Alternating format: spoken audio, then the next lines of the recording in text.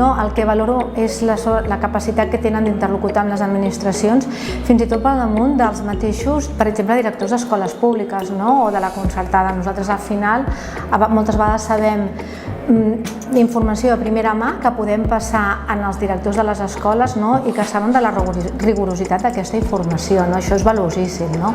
I també valoro moltíssim tot el suport durant la pandèmia. Van ser moments molt complicats per tots nosaltres, ens vam reunir amb moltíssima freqüència. Al final tots tenim els mateixos problemes, però no és el mateix tenir-los sabent que hi ha més persones que els tenen i que podem compartir. Tenim un pes molt important en tot el sector de cuina, doncs ja us podeu imaginar, és bastant desastre, però també és veritat que hem trobat suport per part dels clients i comprensió. Sempre que trobes una mica de comprensió et veus amb forces de tirar cap endavant.